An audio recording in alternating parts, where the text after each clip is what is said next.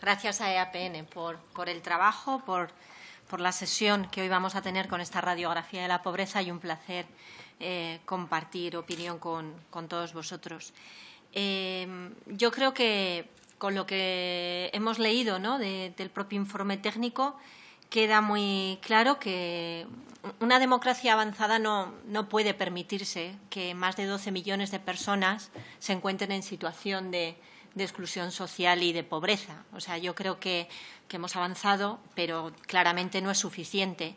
Y además el informe o el titular es que las familias, ¿no?, en su día a día viven grandes problemas y es esa pobreza material severa que se ve muy claro en no llegar a fin de mes, en no poder calentar el hogar, en no poder comer adecuadamente y que más del 32% de nuestros niños se encuentren en una situación de pobreza, me parece que nos deja claro cuáles son los retos que tenemos actualmente como sociedad y que si no la abordamos de una manera integral parchearemos la pobreza, pero no la resolveremos y, sobre todo, siendo realistas que determinados grupos de población la pobreza les atraviesa, les azota y siguen viviendo en situaciones lamentables. Yo creo que debemos mirar al frente ante las situaciones lamentables que todavía quedan en nuestro país.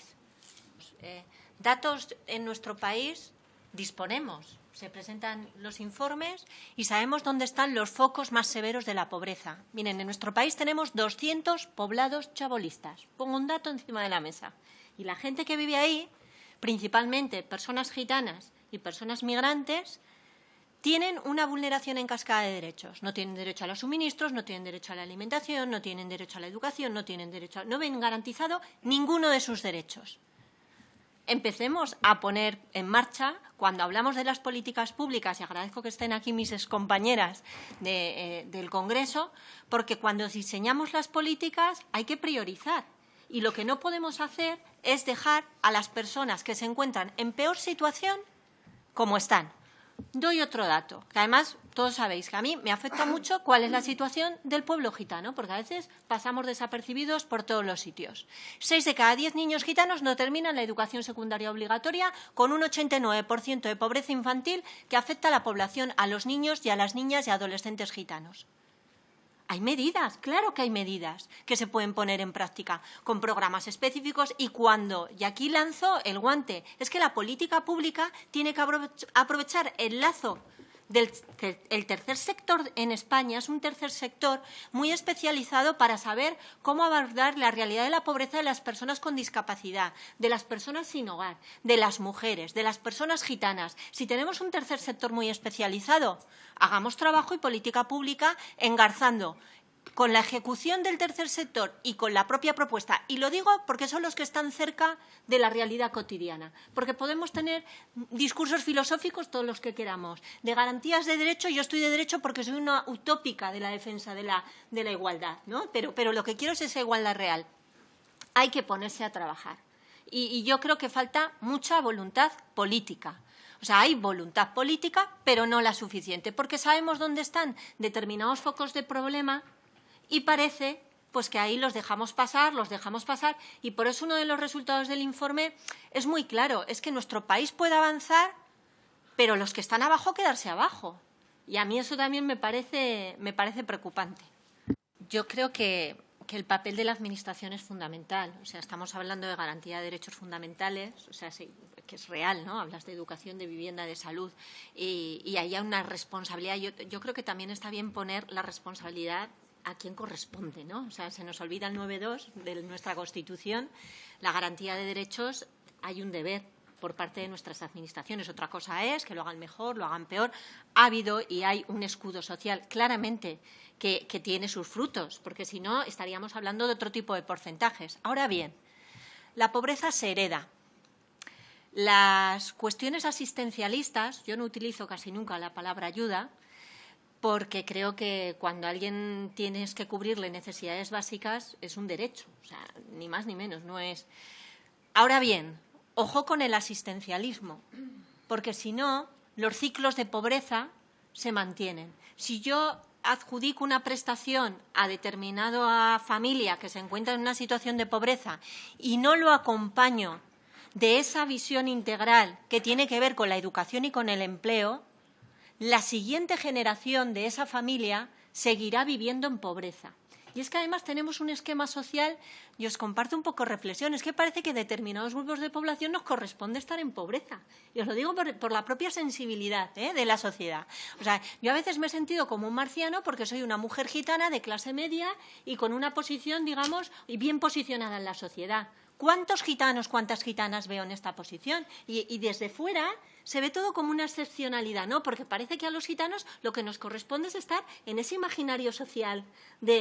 Ahí avanzo otra cuestión de cómo trabajamos determinada sensibilidad dentro de la propia sociedad, cuando yo puedo decir, es que como ciudadana me gusta que contribuir a que el sistema del bienestar, con mi trabajo, pero que se haga de una manera eficiente, equilibre estas brechas de desigualdad que azotan a determinadas personas, ¿no? O sea, que los discursos también, yo creo que tenemos que empezar a lanzar socialmente realidades míseras que se mantienen. Y la Administración ahí tiene un papel muy relevante de cómo garantizar esos derechos, de cómo poner en marcha esas medidas y cómo trabajar, digamos, más bien en alianza. Y políticamente hablamos de derechos humanos. Es que esto de un lado o de otro, quién lo hace mejor, quién lo hace peor, que yo lo he vivido mucho en este hemiciclo, pues no, hay que estar por encima, porque estamos hablando de garantía de derechos de las personas. Y esto no es ni patrimonio de unos ni de otros, ni nada. No, ni muchísimo menos, porque es que hay veces que los debates se desvirtúan y el propio papel de las administraciones se desvirtúan. Hablábamos de vivienda y para decírtelo de la voluntad política, por ejemplo, un ejemplo, para abordar el chabolismo existen los fondos FEDER, los fondos europeos. Pues hay ayuntamientos que no los ejecutan. Solo pongo ese ejemplo, porque es que hay veces que parece incluso que dijeras, es que no hay recursos. Claro que hay recursos. Lo que son cuestiones complejas, que a nadie le gusta mucho abordar. Y hablo desde la visión de la propia política, que nos gusta abordar porque son realidades complejas, que cuestan, que la propia sociedad a veces, y tiro mucho también hacia la propia sociedad porque quieres evitar que una situación de chabolismo continúe y distribuir a las personas por distintos barrios de nuestra ciudad. Me pongo al trabajo de a pie. Y en grandes ocasiones lo que tiene son manifestaciones vecinales discriminatorias y racistas porque no quieren a vecinos migrantes, negros, gitanos en su barrio. Esto es con lo que tenemos que trabajar también cuando nos planteamos el cómo abordar determinadas políticas de vivienda, ¿no? Y es que llevo estos días un poco así tristona también y a la vez con nudo en el estómago porque hemos tenido esta semana en Vigo, han muerto 3 niños y su madre, fruto de la pobreza extrema y de vivir en un lugar que no cumplía con condiciones. Es que las consecuencias duras y extremas de la pobreza nos llevan a que muera gente. Y yo creo que de alguna manera tiene que haber una reacción. No podemos ser avanzados, innovados tecnológicamente en otras cuestiones y tener estos nichos. Me parece hipócrita socialmente, con lo cual creo que estamos aquí para reflexionar con transparencia, ¿no? Y es lo que intento compartir. Pues vamos a poner otra educativa, que también no nos gusta, de ella tampoco nos gusta hablar. ¿Qué hacemos con la segregación escolar en nuestro país? Porque luego veamos el foco de a qué tipo de alumnado afecta la segregación escolar. Y tenemos centros segregados públicos, concertados, de todo. Pero es realidad que no revertimos. Y ahí se quedan. Y es que hay una correlación, los últimos estudios que habréis visto del ESADE, nosotros como Secretariado Gitano tenemos un estudio, ves la propia correlación entre la segregación escolar, el tipo de niño y niña que normalmente vienen de condiciones socioeconómicas muy vulnerables y además el éxito escolar. O sea, hay una correlación clara. El cómo luego tienen unos datos de fracaso y abandono muchísimo más elevado. Pues tampoco podemos dialogar de otras cosas, es compatible el revertir esta situación con la libre elección de centro de los padres, esto, o sea que yo sé por dónde andan determinados debates, ¿no? Y yo creo que hay una compatibilidad, pero sobre todo ¿tenemos igualdad educativa, igualdad de oportunidades educativas? No. Claro que no tenemos igualdad de oportunidades educativa cuando en todas nuestras ciudades hay centros segregados, hay aulas segregadas, el primero A, el primero B, el primero C, y en el C veréis quiénes están.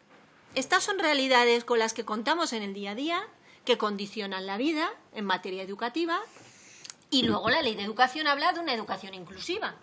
Eso es. O sea, bueno, me pasa así, yo estoy conforme, y además todos lo hemos visto, ¿no?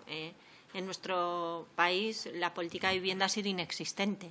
Es que no ha habido política de vivienda. Cuando tú anteriormente decías, pues es que es real. Y en otros países europeos tenemos buenas referencias de cómo hacer una política de vivienda mucho mejor, pero aquí no hemos cogido el guante ni de la política de vivienda con esa visión también de cómo construimos las ciudades. Voy un poquito más allá, ¿no? De que dices, pues hacemos la construcción de vivienda social, pero además intentamos que sea en barrios diversos, que no, digamos, el ir acabando con discriminaciones y desigualdades estructurales que son como que luego condicionan toda esa cascada de derechos que hemos dicho, ¿no? El cómo se vive, el cómo se conoce.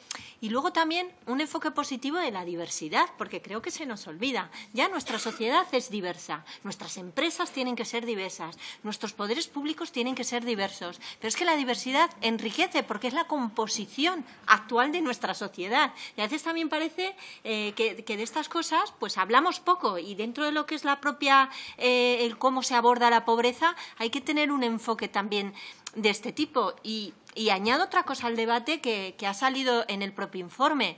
Antes parecía que me he ido un poco a pensar en la propia sostenibilidad de nuestro sistema, ¿no? Pero uno de los datos preocupantes es que tener niños te hace riesgo, te hace ser una familia o una pareja con riesgo de pobreza.